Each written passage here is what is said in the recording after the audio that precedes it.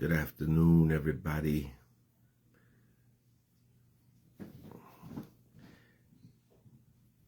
Just jumped on here, let everybody know that the midweek vibes this week. My co-host had some personal business to take care of, and so we won't be doing the podcast today. We will finish the steps 9 through 12 next week. But I mean, if enough people get on here, we can do some questions and answers. If you like, I'll hang out for a minute. Also, we have reached our goal to be able to go over to start doing it on the midweek vibes page. Hey Quan, what's up, my brother? Hope you're doing well. I see you living that life. That's what's up. Proud of you, man. Yeah, we've reached the goal to go live on midweek vibes page. So I'll be transferring it over there next week. And you can go in and tune in on that page. But yeah, if we get some people on here that want questions and answers, we can do that. I have no problem with that. But we'll pick up on the steps 9 through 12 next week, and then have another topic for the following. But Virginia's fine. She just has some personal business today to take care of.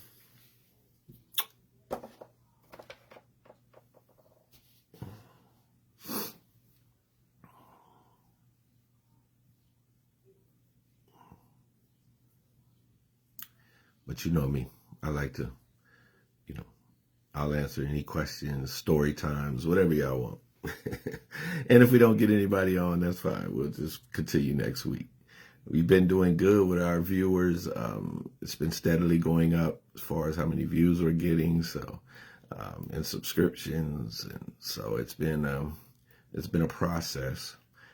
Just learning this stuff too. Like neither one of us have ever done it before, so we're just learning as we go, and trying to put out the best we can. We've got a lot of feedback, comments, emails and stuff. And we take all suggestions. We want to make the best product that we can. Obviously, we can't, satisfy everyone, or everyone ain't maybe not agree with the things we say sometimes. But, that comes with the business. These are just all personal experiences for entertainment purposes only. We are both clinicians, and we do practice mental health, addiction, domestic violence, anger management, men's specific groups, women's specific groups, you name it, we do it. But on here, we just spark conversations, spark debates, talk about things, get people talking. That's the main thing, just to get people talking about the things, that we discuss. But we did have some people, a lot of people liking the content. We had a few that had some suggestions, and we took those suggestions and try to take in accountability, what everybody is saying as far as that goes. So just doing our best and having fun with it. That's the main thing. We're just having fun with it. Something fun to do, a way to express ourselves, use our knowledge, and maybe help somebody, especially if you're out there struggling, or, still in your addiction, or struggling with mental health, or struggling in relationships. By all means, reach out.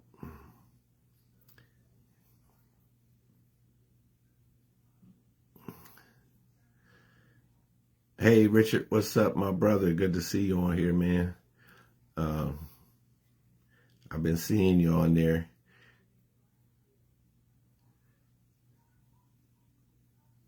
Yeah, Richard, that's a tough thing, man.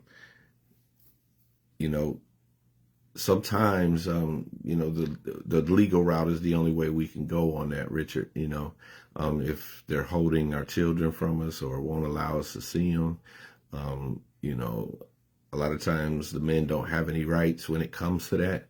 So, you was in my group, And so sometimes the best route with that is to go the legal route to get your, visitation set by the courts, so that when you do go to get your child, you can't be refused. And if she does refuse, then she's in contempt of court. Once you have that paperwork in place and on you, if she refuses to let you see your child or take your child with you,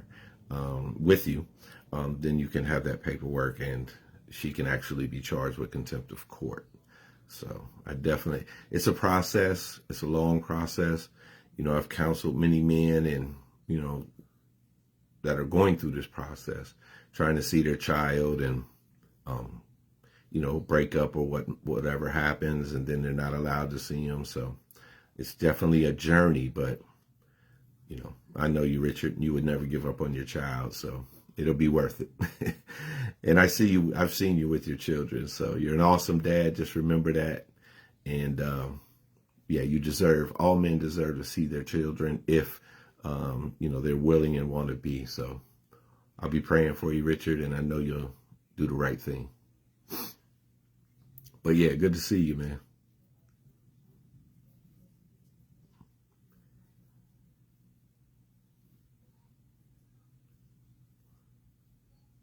Yeah, yeah.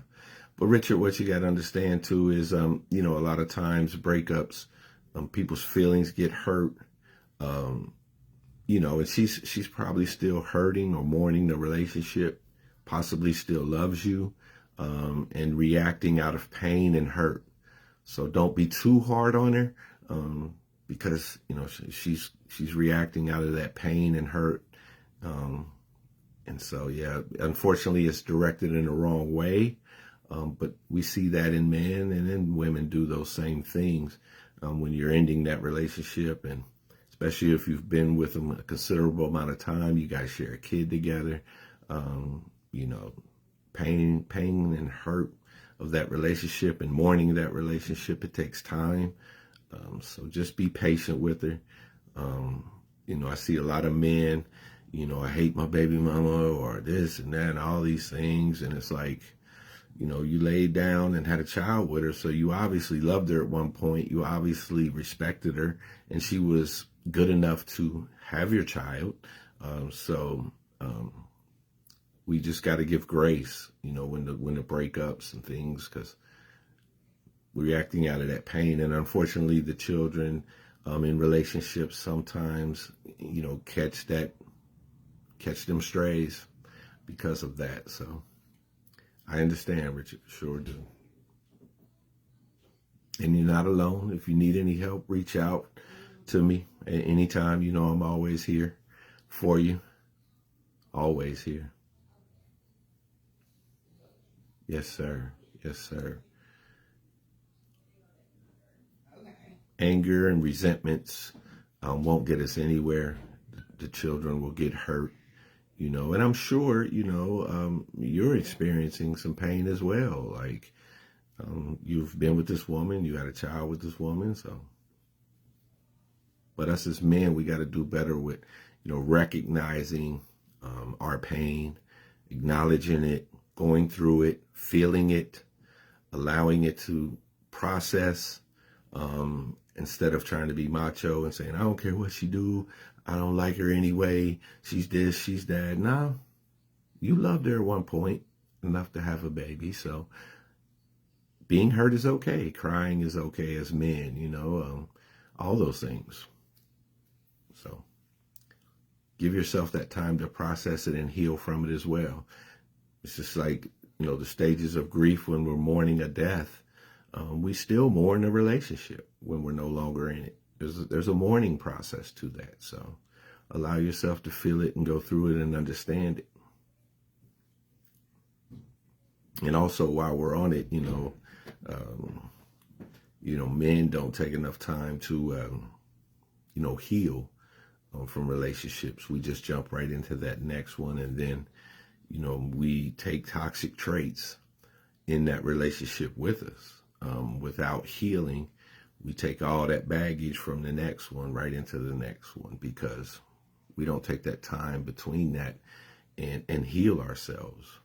And so therefore, yeah, we just wind up in one toxic relationship after another. And I'm guilty. I've done it.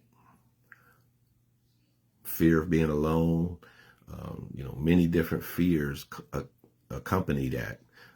So we really have to be careful.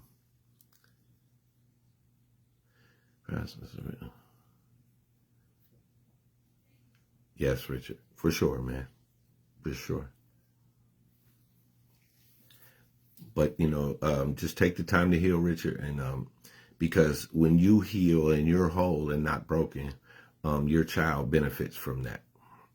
So just make sure that you take your time to heal, because when you're not good, the family structure ain't good. And your child's not good. So you being whole and healed is the most important, Richard, so you can be that good father for your child. Shannon, what's up? How you been? Hope you're doing well.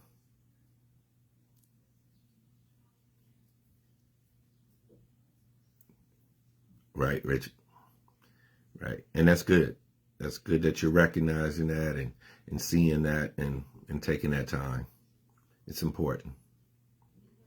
But I don't think us as men really understand that concept is too well. But, and like I said, I've been guilty. I'm not here preaching or, saying something I ain't already experienced, because I have. So it's important for us. It really is.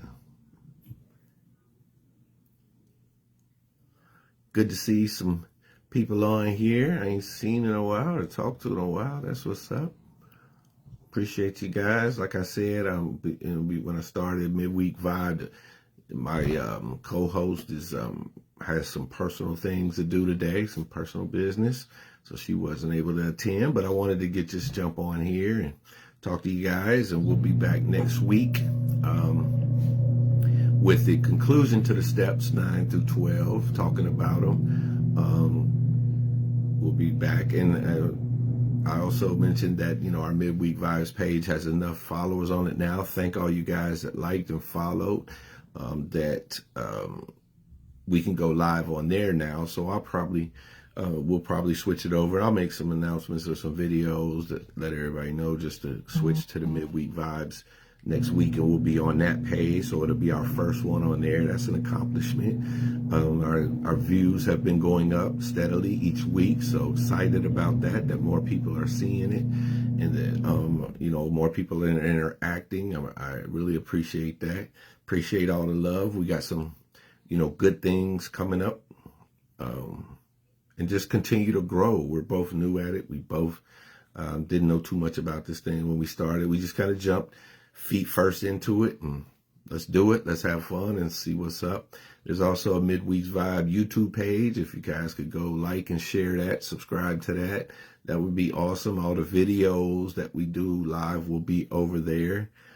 So we're gonna grow it, and we're gonna try to make it stronger and continue to have fun. That's it. It's something fun to do, and we just want to have fun with it, and hopefully help some people. That's what we do.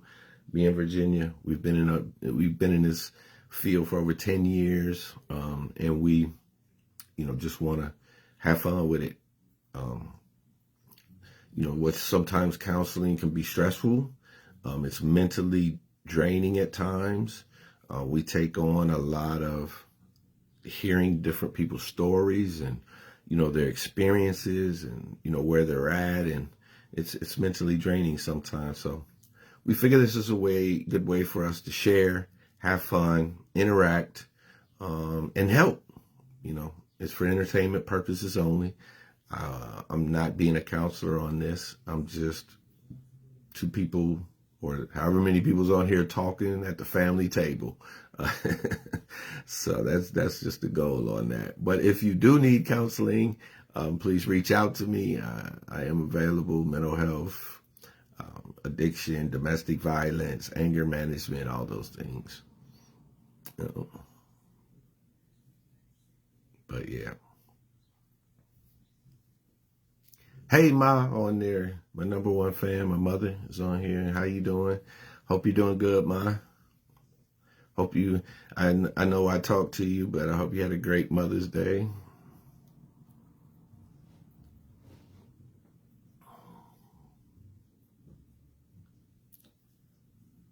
Let me see if she answers, if she's listening.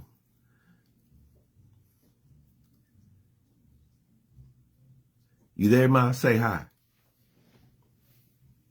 Yeah, oh, there you go. There you go. Okay. I wanted to, dang it. Let me, hey, Gina, hi. How you? It's been a minute. Hope you're doing great. I hope you're doing fine. Love you too, Ma. If you guys wait 1 second, I want to read something from my mom. I hope you guys don't mind, but I told her I was going to send it, but let me hold on for 1 second.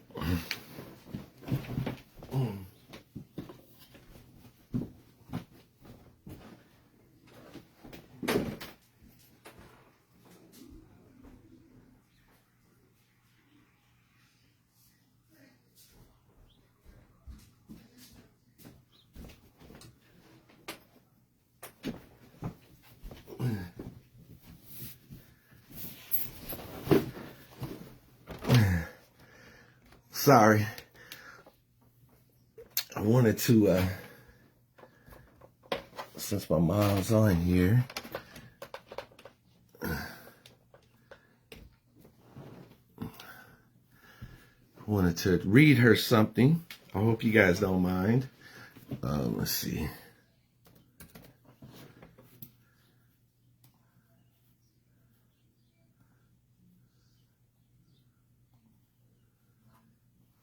So for those of you who don't know, when I was in college in 2000, I think it was 15 or 16, I was part of a book club there.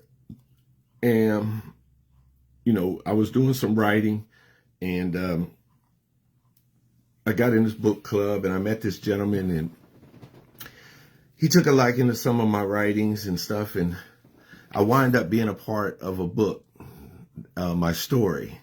And there was 4 of us in there that was writing this book, and we shared our stories, and it was fun. It was a fun experience. But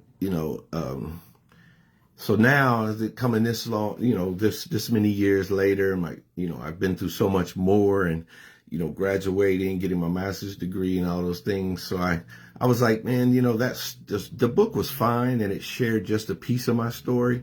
So I wanted to write the full book, and as many of you know, I got 6 children, so the original idea was to write something, give it to them, have 6 copies for them, so that, they could read it and know about who I was, and get some understanding maybe later, because also, as many of you know, I missed a lot of time with them because not being such a good father, and I can admit that, and I should have been there more, and I try to be now, but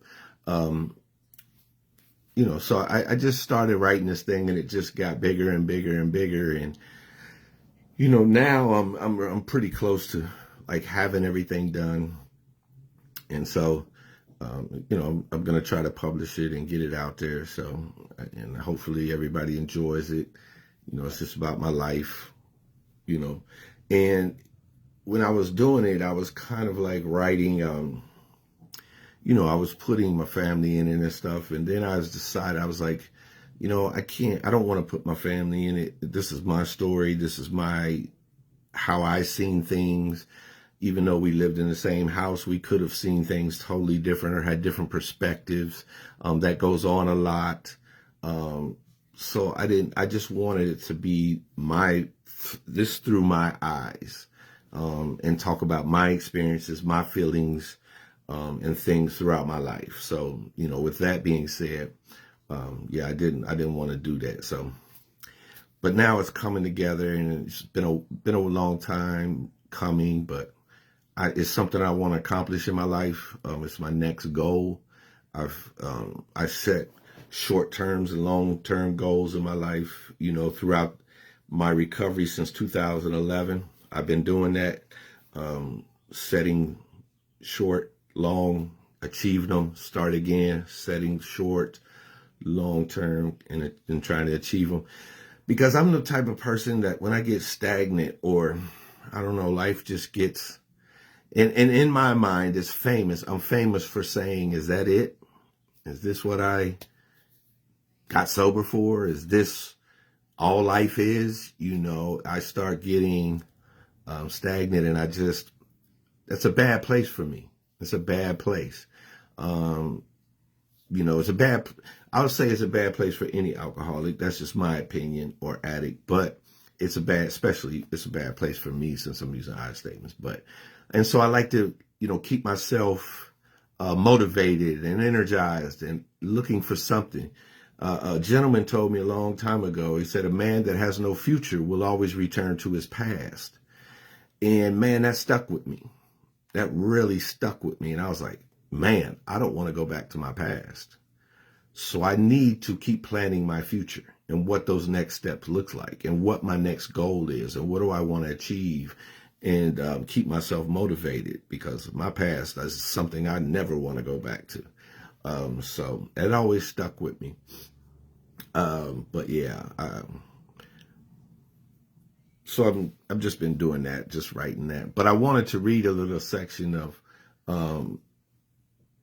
the book, a little part that for my mom. But I will do that if you guys don't mind. But I'll do that as we get closer. Once towards the end, I'll read it for her. Because I wanted to send it to her for Mother's Day, but then my apologies, Mom.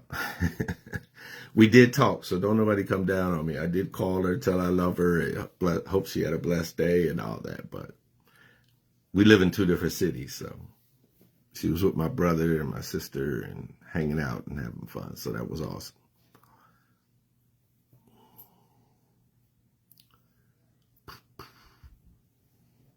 Any other questions?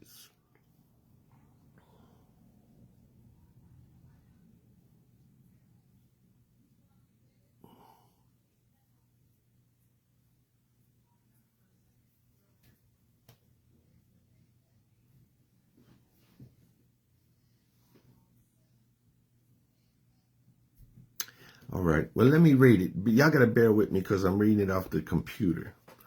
All right. So I'm going to read it. And I'll be looking down, not at the computer. All right. I entitled this section is called Flea Market. And it'll make sense as I read it. Hopefully. Let me know. And this also, I just want to preface it too. This is a rough draft. I haven't finalized it or put the touches on it. So, but I still want to read it to my mother for Mother's Day. And thank y'all for being here with me while I do that. But yeah, just bear with me.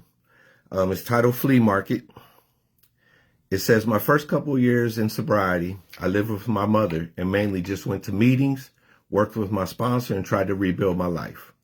One thing I did like to do is go to the flea market on the weekends. In Columbus, there's a couple of good ones at the time, and we were going, but we were always at Western Flea Market on the weekends. I love going to the flea market to this day, but that was a special time in my life.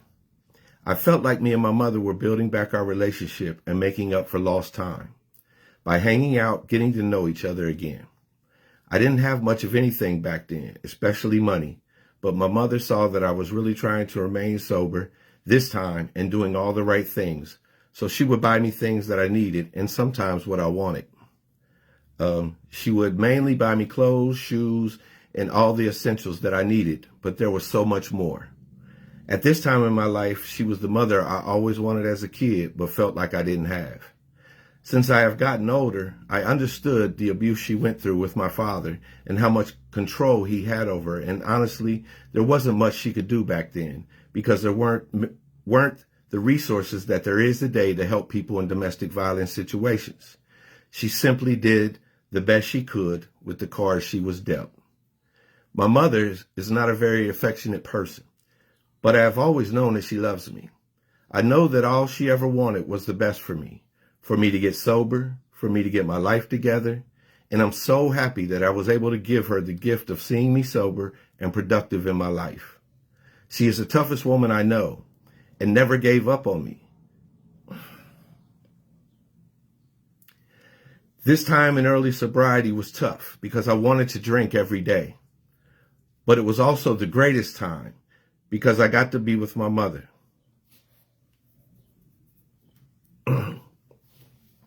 I know it's strange for a grown man of 44 or 45 years old to want to his mother, but I honestly felt like a kid again that needed his mother's security and love. She provided that for me and then some. I could never repay her for being there with all that love and support. I just hope I made her proud. We would shop for hours at the flea market and come home out of there with bags and bags of stuff. We would then go get something to eat and talk about life or whatever I was doing in my recovery. She was retired at this point in her life and was home all day. So I seen her a lot. Despite whom I had become in my addiction and all the things that I had done, she taught me unconditional love. She showed me that everyone deserves a second, third, and even a fourth chance in my life because nobody's perfect. She helped give me my life back because without that chance, I probably would be dead and she would have to bury her son. When she told me that she went to the sober club and told them I was coming and to look out for me and to please help me, it melted my heart because I never felt that level of support in my addiction. When I moved out into my own place and she moved back to Cincinnati to be closer to my brother and sister, I still go to the flea markets on the weekend and reminisce on those early days in sobriety. Ma, I know we didn't talk as much as we should, but just know how much I love you, more than words can explain, and how much you mean to me. No matter where this crazy world takes me, I will always find a flea market to walk around on the weekends and think of you and those times we had together. I love you, Ma. Thank you. So yeah, that's just a little part of the book that I'm writing. Hopefully, get it done this year. But it's just a little piece of that, But it's I know you love me, Ma. Thank you. I hope you enjoyed it. Yeah, but it's a book filled with experience, strength, and hope. And I hope, from, my life, domestic violence, home, alcoholism, jail, everything's in there. And so I'm hoping that, somebody can read it and gain something of it.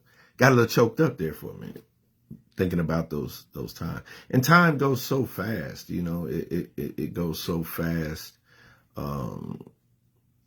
Man, to think back, I've been sober 15 years now. Wow. Seems like yesterday that we was doing those things. And, I was still lost. And, and some people, in this business, they come to me and, they think I wanted to drink, and I didn't. I told my sponsor, I told my support people around me, and processed it, but it was a day-to-day struggle in the early days. That's all I had known. And I was learning a new way of life. So it was tough. And, but, addiction was tough. It got really hard. And so, anything worth having is going through the pain and the things that you need to go through to get to the other side. So, it's worth it. And trust me, anybody out there struggling or needing help, it's worth it. It really is, because my life is great. My life is great now. I don't have to struggle anymore or, worry about where that next drink's coming from or drug or I have a productive life. Yeah, my mom tells me all the time I never had any doubt. Um, and she didn't. She didn't. Even when I doubted myself, she didn't doubt me. And that was, how what they say in the rooms or even in treatment. I see something in you that you don't see in yourself. She definitely did. Um, but once I got to that first year working the steps and doing those things, I felt more confident that I was going to stay sober. Um, and it's started feeling those things I needed to feel, dealing with those things I needed to deal with. I became more confident in my sobriety, and so was able to. Then you never say you got this because, I'm one drink away from, being back in treatment, but I definitely felt more confident in the things I was doing to keep me sober, and the things I had in place. I had good people around me, good sponsor, working the steps, um, service work, doing the next right thing, getting closer to my higher power. Um, yeah, yeah, yeah. Bill was a good man. He was a good man. Definitely miss Bill, man. Miss him. He's no longer with us. Rest in peace, Bill. Um, but yeah, relapse, is part of the program, and um, it doesn't have to be. And I don't like that saying. Relapse is part of the program because Karen, yes, Karen too. Karen was a big part of my sobriety. There for me. Yeah, I owe him. I owe him a lot. But that's what the program is. We give away what is given to us, and it helps us keep us sober. And they definitely did that to help me for sure. For sure. One thing I say is, I tell everybody, there's different ways to recover. AA, celebrate recovery, God, all these different things or programs or things you can do, or depending on your belief system, your worldviews, and things like that. But one thing you can't not have is a support system. I firmly believe that. I don't know how about you, but in my addiction, I tried to do it alone so many times. I would wake up in the morning and say, I'm done. That's it. Only to be drinking that evening, if not that morning again. So I never could do it alone. And I'm not here alone. Uh, so many people helped me along the way, so many. And the gift for me is to give it back to others that need help. I'm here, and my phone is on 24/7. Anybody that has my number, they know they can call me 24/7. No matter what capacity I'm in, whether I'm doing groups, individuals, just some, AA, anything on the street, whatever, I always answer because somebody did that for me. And it keeps me sober today, helping the next alcoholic or addict. And I enjoy it. It's something I enjoy. Sometimes I don't understand that they pay me to go to work. I'm at work like, are they really paying me for this? Geez, this is great. This is fun. Because as y'all know, I've almost talked for, 40 minutes. I can run my mouth. I can talk about recovery all day. Y'all just give me a topic and let's talk about it. That's what I love to do. I do hour groups, man, or 2.5 hour groups, and I run over. Somebody got to stop me. They're like, okay, group's over. Okay, sorry. Because I just, once I get going. And I love the interaction. I love teaching. I really do. So, yeah. But thank you guys. Jordan, hey, Jordan, thank you for the fire. I love it. Thank you, man. Appreciate you. And thank you guys for allowing me to read that to my mom. I appreciate you. Appreciate that.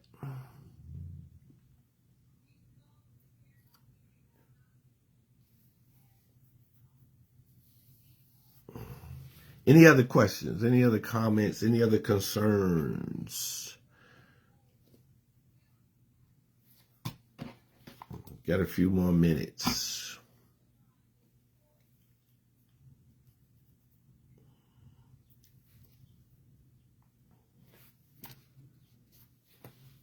Nope.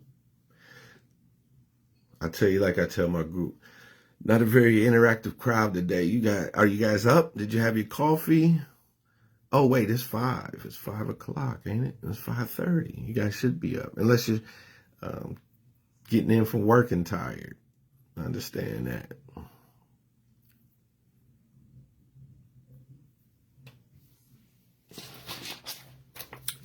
But I'm just home today in the office.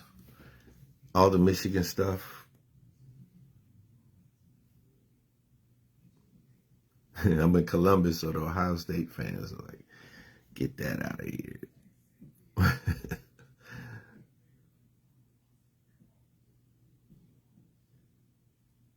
All right. Well, just wanted to jump on, see if there was any things going on, or let you guys know next week we'll be back at it. Co-host, we'll finish the steps 9 to 12, finish those up, and I'll be going live on the Midweek Vibes Facebook page. We're going to start rolling that. That's where we're going to be found at from now on. So everybody go to that on Wednesdays at 5. Thank everybody for going to there and subscribing and liking it, so that we can get that done and start going on there. Each week we've had more and more views. That's awesome. Get more and more views and likes and stuff. And we've had some great comments. We've had, like I said, not everybody's going to like everything we say. That's understandable. We understand that. But we've had some very constructive criticism. Nobody been disrespectful. That's real good. I know a lot of times on these things or different things I see, like people get disrespectful. Like I remember one time I made a video and just some guy commented under, you know you're white, right? And I'm like, well, duh. I've been white all my life. I think I know I'm white. This was long ago, not in this. I used to make some videos too. There's a bunch of videos that I made on YouTube, Addict Thoughts Entertainment page. And, I was telling life stories on there and just doing some fun stuff too. And that was years ago. And so somebody put that and I was like, wow, okay, I'm white? Ma, did you know I was white?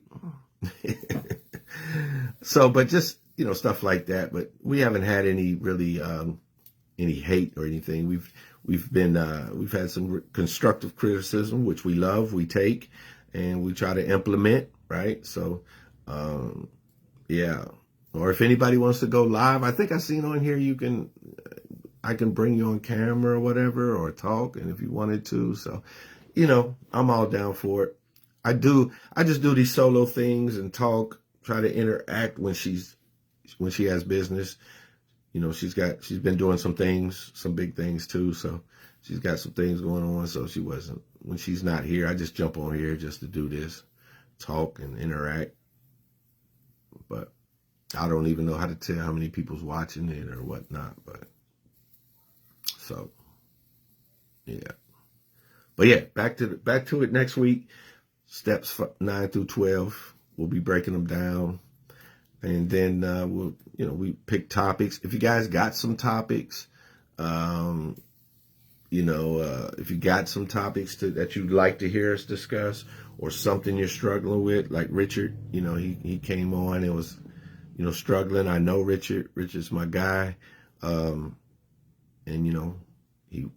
sometimes you just need this outlet. Sometimes you just need to, get on and talk about your things. And that's the most therapeutic thing you can do, is talk about it. Don't hold those things in, because when we hold them in, they only, they only fester. They eat at us, and so we got to get those things out and talking about them. And us men, and some women too, I'm just saying, men, we have trouble talking about our feelings and talking about our emotions. talking about our hurt and our pain because of our ego and pride.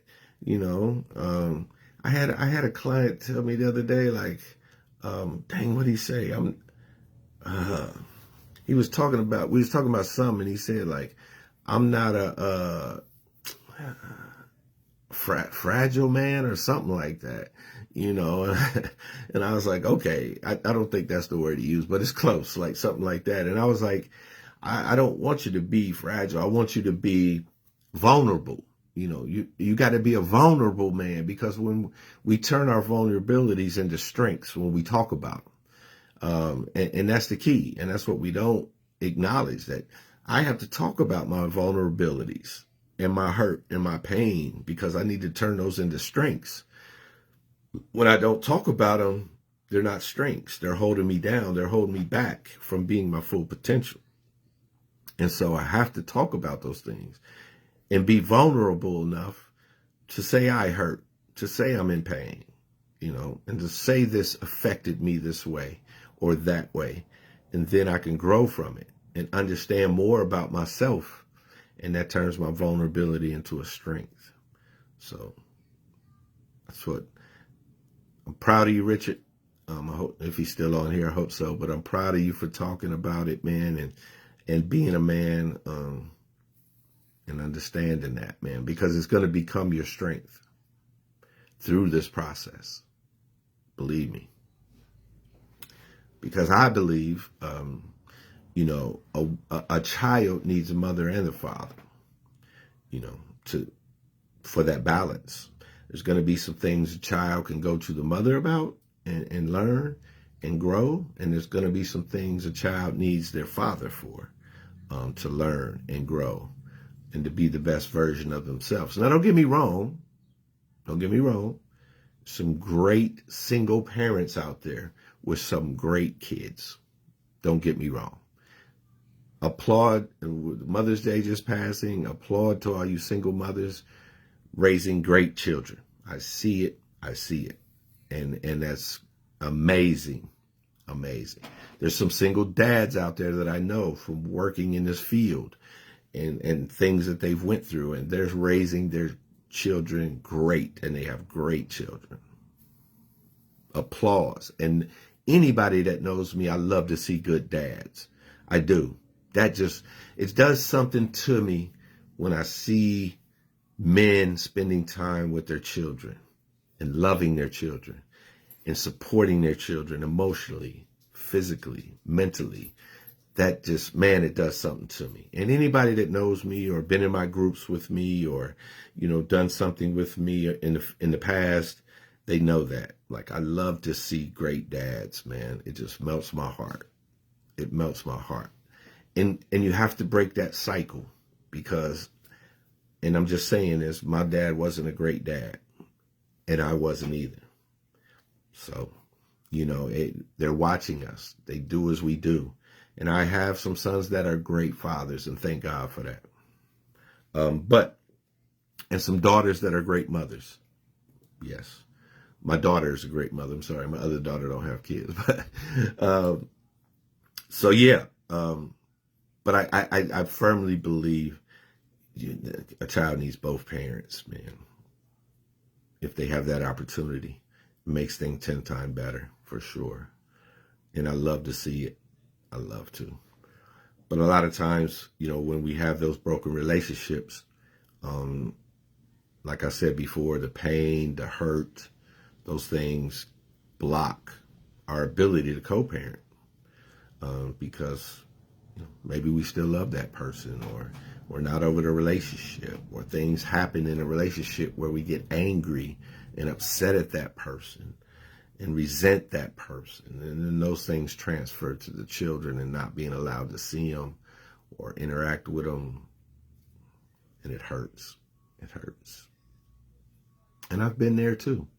But it was all my own doing. Like, I was drinking and drugging, and thank God, you know, my children's mothers, they didn't let me see the kids in that state. And they shouldn't have, you know. But back then, I'm like, fuck them, and they this and they that, and na. It's all their fault. And that, nope, it's mine. It's mine. I couldn't stay sober long enough to visit with my kids. That's a me problem, not them, you know. And so I didn't, but, you know, when you're in denial, when you're in addiction, when you think you're the best version of yourself, you're not. You're not. But I thought I was, and I was terrible. Didn't really, and then when you get sober, you realize just who you was then, and that, no, you wasn't. You wasn't right. Wasn't a good father. By no means. And thank God they had good mothers, great mothers. My children have awesome and wonderful mothers, and I thank God for them. Because they did what I couldn't do. So I love my children, though. I do love my children. And I believe, and I know sometimes it's like a cop-out, but like I loved them the best I could, right? I mean, I never was taught love. And quite frankly, I didn't love myself. And so if we don't love ourselves, how are we capable of loving someone else? You know? I always say, like, if I can't sit in a room by myself, what makes me think someone wants to sit with me? They don't, you know? So we have to get ourselves right. It's important. It's important. Love ourselves. And I always say, too, you know, you have to, once you love yourself, your self-worth, your self-esteem, your foundation, your morals, your values, your belief system, and you're pouring into yourself, everybody around you benefits. You know, your family benefits, your work benefits, your kids benefit. You know, those things that you want to chase, you don't have to anymore. When you pour into yourself, they just come to you. You know, so many of us chase money, but if we had just invested ourselves, that money comes to us. You know, I stopped chasing money. I stopped chasing the idea of wealth and being rich and all those things, and invested in myself through education and knowledge, you know, and work experience and life. And when I invested, the money came. I don't chase it anymore. I don't have to worry about it. You know, belief in my higher power, growing stronger and deeper in that. You know, these are all investments in myself. So invest in yourself today. Invest in, if it's something you're chasing, analyze it and think to yourself, how can I invest in myself? And watch those things come. I believe that wholeheartedly. Wholeheartedly. Any more questions? I'm about to get off of here and maybe eat. Maybe get something to eat. It's about that time. It's been a long day. Nope. All right, everybody. Hopefully see you next week. Midweek's Vibe page, please. We'll be moving over there. I'm excited. And let's get it going. We're going to have some great topics coming up. Also, I'm going to have some guests on. And anybody that wants to come on with me and wants to share your story, please contact me. If you have my number, or you can DM message me on Facebook. Let's get it going. I got a couple lined up already that I'm going to be doing. So I'm going to be trying to probably do that on Fridays. You'll be able to catch the videos though, and then or YouTube, where I'm going to put them all on there and here. Hopefully I'm going to go live. I'm setting it all up, but it's going to be like my little section of it. Hey, Lindsay, what's up? Yeah, definitely. We talked about, I want you to do your story for sure. No doubt. You got a story to tell and people need to hear it. So for sure. So I'm going to probably be starting that like on, I don't know, hopefully next month. I want to start every Friday and doing a Friday segment where I have people telling their stories. Like I said, I got about, 4 people set up so far. So, but if you're interested, message me, let me know. We'll talk about it, and then we'll get you on. Yep. It's going to be story time. Give your testimonies. Because there's a lot of people out there that got some strong ones, and people need to hear it. Not just me, a lot of people. So, yeah, we're going to be starting that. That's going to be exciting, too. So, everybody have a great day, and I will talk to you guys later.